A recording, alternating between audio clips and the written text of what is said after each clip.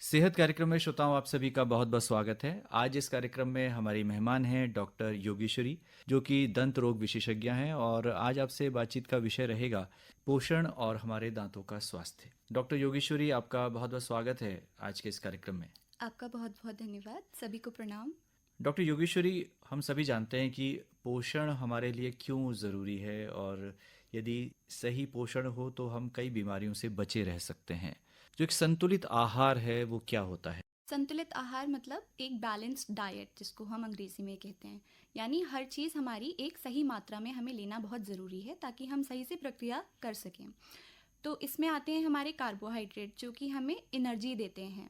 तो कार्बोहाइड्रेट्स में आपके दाल, रोटी, चावल ये सब इंक्लूड हो जाते हैं। इसके बाद हमारा जो होता है बहुत इंपॉर्टेंट, वो होता है प्रोटीन। प्रोटीन से शक्ति मिलती है मसल्स को भी, और हमें काम करने में आसानी होती है। प्रोटीन्स में हमारा क्या क्या आता है? अगर हम नॉन वेजिटेरियन हैं तो मांस, मछली, मीट, ये सब कुछ हमारा उसमें आ गया। अंडे भी हमारे सोर्स ऑफ प्रोटीन हो गए। दालें हैं। जी, दाल अब बोला जाता है कि ब्रेक डाउन होके वो कार्बोहाइड्रेट ही बन रही है, पर फिर प्रोटीन्स में और भी चीज़ें हैं हमारी, जैसे पनीर हो गया, ये सब प्रोटीन का सोर्स होता है।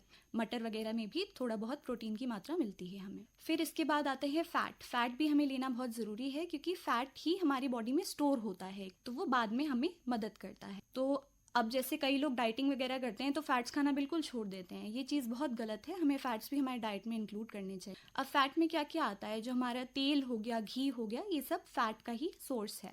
इसके बाद आते हैं हमारे इंपॉर्टेंट जो है वाइटामिन्स और मिनरल्स। अब ये हमें कहाँ से मिलते हैं? ये तो बॉडी खुद से नहीं प्रोड्यूस कर पाती है, तो ये भी हमें एडिशनली लेने पड़ते हैं। जैसे कई हमें फलों और सब्जियों के द्वारा ये मिल सकते हैं। जैसे सभी को पता है आँखों के लिए विटामिन ए बहुत ज़रूरी होता है, तो ये हमें किस में मिलता है? कैरेट्स और जो हमारी येलो, पीली, जो ऑरेंज सब्जियां होती हैं, इनके थ्रू हमें ये मिलता है। इसके साथ साथ जैसे मिनरल्स की बात करी जाए तो कैल्शियम आ गया, फास्फोरस आ गया, जो कि हमारे हड्डियों के लिए और दांतों के लिए बहुत ज़्यादा आवश्यक होता है। अब ये हमें किससे मिलेगा? ये हमें दूध के पदार्थों से मिलेगा कैल्शियम। फास्फोरस वगैरह बनाना में रहता है, केलों में रहता है। इसके साथ साथ हमारे कई नट्स हैं जिसके थ्रू भी हमें ये मिलता है। और आखिरी में आता है हमारा पानी, क्योंकि वाटर बहुत इंपॉर्टेंट है। हमारी बॉडी 70% तो वाटर से बेस्ड है, तो रोज़ाना हमें 2 से 3 लीटर पानी पीना चाहिए। तो ये सभी चीज़ें हमारे भोजन में होनी चाहिए, और इनमें से किसी की भी कमी हमारे शरीर में कोई विकार पैदा कर सकती है। आमतौर पर थोड़ा बताएं कि किन किन विटामिन से हमें कौन कौन सी प्रॉब्लम्स हो सकती हैं। जैसे हमने कैल्शियम और फास्फोरस की बात करी, ये बहुत एक जनरल डेफिशिएंसी बनती जा रही है लोग की। कैल्शियम की कमी होती है। अब कैल्शियम से क्या होता है? अगर कैल्शियम की आपको कमी हो गई है तो उससे विटामिन डी की कमी हो जाएगी। अब इससे क्या होता है? इसका बहुत ज़्यादा हमारा रोल है हड्डियों में। तो हड्डी कमज़ोर हो जाना, कई हमें जैसे थकावट पूरे दिन महसूस होते रहना, पैरों में दर्द, नीचे के पूरे बॉडी में दर्द रहना, ये सब एक विटामिन डी की डेफिशिएंसी और कैल्शियम की डेफिशिएंसी से होता है। और हड्डियाँ कमज़ोर होती हैं तो फ्रैक्चर होने की समस्या बढ़ेगी लोगों में। और इसके साथ साथ हड्डियों में जो पाया जाता है हाइड्रोक्सी एपेटाइट, तो वो कैल्शियम होता है। वही सेम हमारे दांतों में होता है, तो दांत भी आपके कमज़ोर होंगे। तो एक तो डेफिशिएंसी ये हो गई। दूसरी अगर हम बात करें, बहुत कॉमन जो होता है विटामिन B12 की डेफिशिएंसी बोला जाता है, तो इसको भी कई लक्षण नज़र आने शुरू हो जाते हैं। जैसे एक हमारा अनीमिया होता है, यानी खून की कमी होती है, ये भी इसकी एक डेफिशिएंसी की वजह से हो जाती है। फिर जैसे कई लोगों में मुंह में जो छाले आते हैं बहुत बार, तो मतलब कई लोगों में रिकरेंट आफ्टर अल्सर्स बोला जाता है, कि मतलब ये बार बार होने की उनमें समस्या रहे, तो वो भी विटामिन बी की डेफिशिएंसी होती है। इसके साथ साथ जिंक की भी डेफिशिएंसी में ये देखा जाता है। फिर जैसे होंठों के साइड में लकीरें पड़ जाना, वहाँ से फटना, इसको एंगुलर चिलाइटिस बोल, तो ये भी विटामिन बी की डेफिशिएंसी है। इसके बाद बात करें विटामिन ए की, तो इसका आंखों के साथ बहुत मेजर रोल है। नाइट ब्लाइंडनेस यानी रात को कम दिखने लगना, ये सब एक विटामिन ए की समस्या होती, डेफिशिएंसी की। डॉक्टर योगेश्वरी, विटामिन सी को कहा जाता है कि इससे हमारी रोग प्रतिरोधक क्षमता बढ़ती है, तो विटामिन सी किन पदार्थों में प्रचुरता में पाया जाता है? विटामिन सी तो बहुत ज़रूरी है। अभी जैसे हमने कोविड की आपदा झेली थी, तो उसमें भी सबको यही बताया जा रहा था कि विटामिन सी रोज़ आपको लेना बहुत ज़रूरी है। तो अगर हम इसको डाइट के थ्रू लें तो बहुत ही अच्छी बात है। अब डाइट हमें किन किन चीज़ों में ये मिल सकता है? अगर बात करें तो नींबू में, संतरों में, जो हमारी ऐसी फल हैं उनमें ये ज़्यादा पाया सिट्रस जाता है। फ्रूट्स हाँ जो जी, होते हैं। सिट्रस फ्रूट्स होते हैं। और पाइनएप्पल में भी ये काफ़ी ज़्यादा पाया जाता है। आंवले में प्रचुर हाँ मात्रा में जी, पाया जाता है। आंवला। तो विटामिन सी का सेवन बहुत आवश्यक है यदि हम अपनी रोग प्रतिरोधक क्षमता बढ़ाना चाहते हैं और विभिन्न प्रकार के संक्रमणों से लड़ना चाहते हैं। आपने विटामिन डी की भी बात की। बहुत सारे ऐसे मिनरल्स हैं जिनकी शरीर को बहुत कम मात्रा में आवश्यकता होती है, लेकिन वो भी बहुत ज़रूरी हैं। अब जानना चाहेंगे, यदि हम पोषण को दांतों के स्वास्थ्य से जोड़ें तो क्या कहेंगी आप? पोषण बहुत ज़रूरी है। अब जैसे भारत सरकार भी बोल रही है कि स्वस्थ मुख है सेहत का आधार। जितना स्वस्थ हम अपने मुख को रखेंगे उतने ही हम पूरी तरह से स्वस्थ रह पाएंगे। तो अगर हम ओरल कैविटी की बात करें तो ओरल कैविटी कहाँ से शुरू होती है? ये हमारे होंठों से शुरू होती है और ख़त्म होती है हमारे गले पे, थ्रोट पे। तो इतनी जो सारी चीज़ें बीच में हैं ये सब हमारे मुख का ही पार्ट है, ओरल कैविटी का पार्ट है। अब होंठों से लेके मसूड़े, उसके साथ दांत, उसके नीचे जो हड्डी होती है और जो लिगामेंट्स होते हैं पेरियोडोंशियम, जो दांत के साथ पकड़ बना के रखते हैं हड्डी की, ये इसमें गिने जाते हैं। इसके साथ साथ गाल का हिस्सा हो गया, आपकी जीभ हो गई, ये सब आपकी ओरल कैविटी में आती हैं। तो अगर डेवलपमेंटल स्टेजेस से देखा जाए तो जैसे बच्चा है, इन्फेंट है, वो माँ का दूध लेता है। अगर माँ भी अच्छे से अपने पोषण का ध्यान नहीं रख पा रही है, बच्चे को फीड कम मिल रहा है या वो पिलाती नहीं है दूध, कुछ और प्रॉब्लम है, तो वैसे बच्चे की डेवलपमेंट भी बहुत स्लो होगी। इसके साथ साथ मुंह की ग्रोथ स्लो हो जाएगी बचपन से ही। तो ये एक प्रॉब्लम देखने को मिलती है। भी जैसे हम इससे पहले बात करते कितनी सारी हमारी डिफिशियंसीज होती हैं। तो कैल्शियम, फॉस्फोरस का रोल तो बहुत ज़्यादा है दांतों के लिए और दांतों की हड्डी को मजबूत रख। इसके साथ साथ इन्फ्लेमेशन होना मुंह में, ये कॉमन होता है। अब इन्फ्लेमेशन क्या होता है? एक रिएक्शन है कि सूजन आ रही है मुंह में। अब सूजन आती है मसूड़ों में, तो मसूड़ों की हेल्थ हमें इससे देखने को मिलती है। कई लोग बताते हैं कि मुंह से बार बार खून आता है सुबह ब्रश करते समय, तो इसको पायरिया लगना जिसे आम भाषा में बोला जाता है। तो ये भी एक तरीके की डेफिशिएंसी हो गई और मुंह में जब साफ सफाई नहीं रखते हैं तो ये रोग बन जाता है।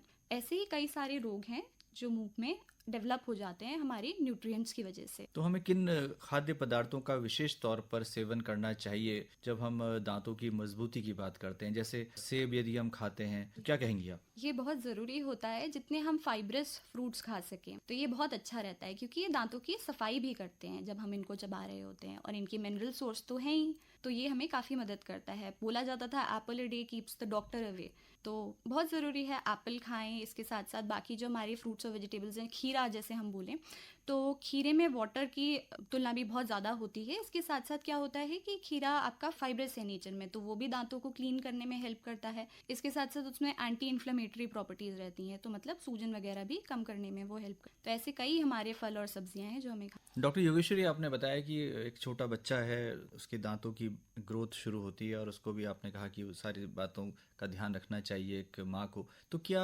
गर्भावस्था से यदि ध्यान रखा जाए तो बच्चे के दांत अच्छे होंगे? अगर माँ अपने मुंह का ख्याल नहीं रखती है तो जो उसके मुंह में बैक्टीरिया होते हैं वही बच्चे के मुंह में ट्रांसफ़र होते हैं, क्योंकि वो सेम वही ट्रांसफ़र हो जाते हैं। अब अगर माँ को मुंह की कई बीमारियां हैं, जैसे मान लीजिए जिंजिवाइटिस है, पायरिया ही है उनके मुंह, तो इसके जो जीवाणु हैं मुंह में, उसके थ्रू कई दूसरी चीज़ें भी गलत हो सकती हैं बच्चे के साथ। तो जैसे हम बोलते हैं स्टिल बर्थ हो जाना या गर्भपात हो जाना, ये सब भी कॉज करती हैं ये प्रॉब्लम्स। तो माँ को अपना ख्याल बहुत रखना जरूरी है। डॉक्टर योगेश्वरी, कुछ लोगों ने तंबाकू सेवन और तंबाकू के बने पदार्थों को भी अपने भोजन की तरह शामिल कर लिया है, तो उनके लिए क्या कहेंगी आप? तंबाकू तो सबसे ज़्यादा गलत है। अगर आप उसके पैकेट से ही देखना शुरू करें तो उस पर भी बना होता है कि क्या होता है तंबाकू से। अब कई लोग इस चीज़ पे भी आके बोलते हैं कि नहीं, ये तो इतने सालों से खा रहे थे, इनको तो कैंसर नहीं हुआ। पर ज़रूरी नहीं है, कैंसर जो है तंबाकू से बढ़ता ही बढ़ता है। दूसरी चीज़ ऐसा भी होता है कि कई लोग जो नहीं खाते उनको भी हो जाता। पर तंबाकू सेवन से और क्या क्या होगा, आपका मुंह गंदा रहेगा, मुंह से बदबू आएगी, आपके सारे दांत ढीले पड़ने शुरू हो जाते हैं समय के साथ साथ। इसके बाद अगर मैं कैंसर के लक्षणों की बात करूं तो कई पेशेंट्स में ये बहुत जल्दी देखने को मिलते हैं, जैसे मुंह कम खुलने लग जाता है, मुंह टाइट हो जाता है, तो ये एक लक्षण है। मुंह में अगर आपकी लकीर पड़ रही है अंदर की तरफ से, गालों पे कुछ निशान है या बार बार छाला हो रहा है, ये सब भी कॉमन उसके लक्षण हैं कि कैंसर हो सकता है। या कोई ग्रोथ हो रही है, चाहे उसमें दर्द होता हो चाहे ना होता हो, या आपको आके दिखाना बहुत बहुत ज़रूरी है। ये एक आपकी प्री कैंसरस स्टेज हो सकती है या कैंसर बन चुका होगा, तो ये सब आपको थोड़ा ध्यान रखने की बहुत आवश्यकता है। और तंबाकू सेवन बिल्कुल छोड़ देना सबसे ज़्यादा समझदारी की बात है। मैं ऐसा तो नहीं कहूँगी कि बिल्कुल कम कर दीजिए उसको, बट आप बिल्कुल छोड़ने का आज से प्रण लीजिए।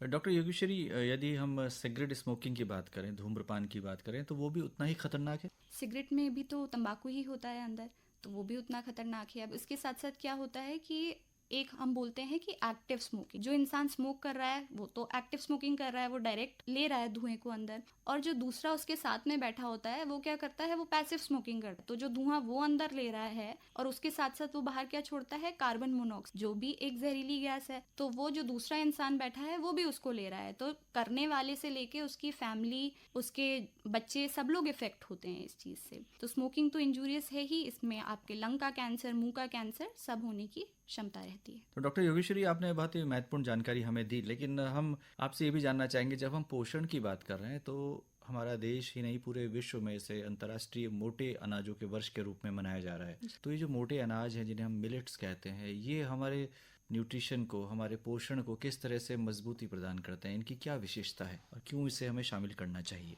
अब ये तो बहुत अच्छा हुआ है हमारा कि हम मिलेट्स वगैरह भी शामिल कर रहे हैं। इसके साथ साथ हमें मैक्रो न्यूट्रिएंट्स, जो हमारे मेन न्यूट्रिएंट्स का सोर्स है, जैसे रोटी से हमें कार्बोहाइड्रेट मिलता है, तो इसमें हमें कार्बोहाइड्रेट्स तो मिलेगा ही मिलेगा, पर मिलेट्स जो ग्रेन्स है उसमें बोला जाता है उससे हमें कैल्शियम भी मिलता है कुछ अमाउंट में मैग्नीशियम भी मिल रहा है, फॉस्फोरस भी मिल रहा है। तो ये बहुत अच्छा है, और पचाने में थोड़ी मेहनत ज़्यादा लगती है इन ग्रेन्स को, पर ये हमारे लिए बहुत अच्छा रहे। सबको आज से शुरू करना चाहिए। जी, तो हम कह सकते हैं कि यदि हम अपने पोषण का ध्यान रखें तो हम देश में जो कुपोषण की समस्या है उससे निजात पा सकते हैं, और इसमें बहुत मेहनत करने की आवश्यकता नहीं है। हमारे पास ऐसे खाद्य पदार्थ हैं, हम उन्हीं का अगर संतुलित रूप में प्रयोग करें तो बेहतर होगा। लेकिन आज का जो युवा है वो कुछ फास्ट फूड की तरफ प्रेरित होता है और उसको उनमें ही आनंद आता है। उसको जो घर में बने पदार्थ हैं उसमें उतना स्वाद या उसमें उतनी रुचि नहीं है। आप क्या कहेंगी युवाओं से?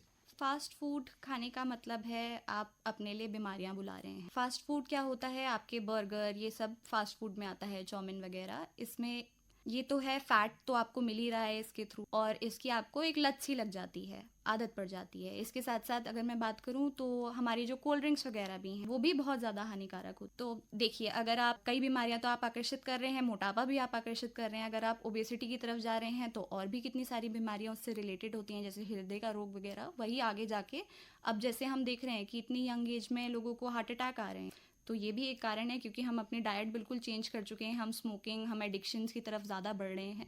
तो ये एक मेरा थोड़ा सा रहेगा युवाओं से बोलने के लिए कि आप इन सब चीज़ों से थोड़ा दूर हटिए। अब आप खुद भी देखिए कि फॉरेनर्स इंडिया आते हैं, वो आके यहाँ पे सात्विक खाना सीख रहे हैं, अपने नशे की आदतें छोड़ रहे हैं, तो हम क्यों उस तरफ बढ़ना। तो ये ज़रूर करिए। और इसी से एक चीज़ और मुझे यहाँ ध्यान आई है, जैसे हमने अभी सॉफ्ट ड्रिंक्स की बात करी, जो हमारे कोल्ड ड्रिंक्स हैं, तो उसका भी दांतों पे बहुत ज़्यादा बुरा प्रभाव पड़ता है, इरोजन जैसे हम बोलते हैं, क्योंकि ये एसिडिटी प्रोड्यूस करते हैं, एक पीएच बैलेंस मुंह का जो है ये खराब कर दे। तो इसकी वजह से दांतों में कीड़ा लगना, जिसको आप बोलते हैं डेंटल केरीज जो होती है, वो कॉमन हो जाता है, और दांत भी आपके घिस जाते हैं, ठंडा गर्म लगना, ये सब चीज़ें कॉमन हो जाती हैं। डॉक्टर योगेश्वरी, आजकल यदि हम देखें तो मार्केट भरे पड़े हैं ऐसे उत्पादों से, ऐसे प्रोडक्ट से जिन्हें हम सप्लीमेंट्स कहते हैं। वो टैबलेट के फॉर्म्स में भी हैं, पाउडर के फॉर्म्स में भी हैं, और युवाओं के मध्य बहुत लोकप्रिय भी हैं। तो आपकी क्या सलाह है कि इसको हम सप्लीमेंट्स को ले सकते हैं, या हम अपने जो खान पान के माध्यम से ही उन चीज़ों को विभिन्न उत्पादों के थ्रू लें? जैसे यदि हम फल, सब्जियां, दालें और चीज़ें लें, अनाज, तो उनमें ज़्यादा बेहतर तरीके से हमें मिल सकता है बनिस्बत ये जो सप्लीमेंट्स हैं। बिल्कुल, सप्लीमेंट का मतलब क्या होता है, एक एडिशनल सोर्स। अब ये कौन दे सकता है आपको, ये तो डॉक्टर ही दे सकता है, और डॉक्टर आपको कब देगा ये चीज़ें, अगर उसको लगता है कि आपकी बॉडी में डिफिशिएंसी है और हमें एक लेवल तक उसे नॉर्मल लाने की ज़रूरत है, तो तब वो आपको सप्लीमेंट देते हैं। और वो भी जब आपका नॉर्मल आ जाता है तो डॉक्टर क्या कहते हैं कि अब इसको बंद कर दिया जाएगा और अब आप नॉर्मल डाइट के साथ इसको कंटिन्यू। तो क्या आप बीमार हैं जो आप खुद से ये सप्लीमेंट्स ले रहे हैं? ऐसा तो नहीं है। तो ये तो बिल्कुल ही हमें चलन तोड़ देना चाहिए कि हमें बाहर से ऐसा कुछ लेना पड़े। तो हम कह सकते हैं कि ये पोषण हमारे दांतों के लिए बहुत महत्वपूर्ण है, और पोषण का हम विशेष तौर पर ध्यान रखें। डॉक्टर योगेश्वरी, आज आप इस कार्यक्रम में आई और आपने बहुत ही महत्वपूर्ण बातें हमारे श्रोताओं के साथ साझा की। आपका बहुत बहुत आभार, बहुत बहुत धन्यवाद।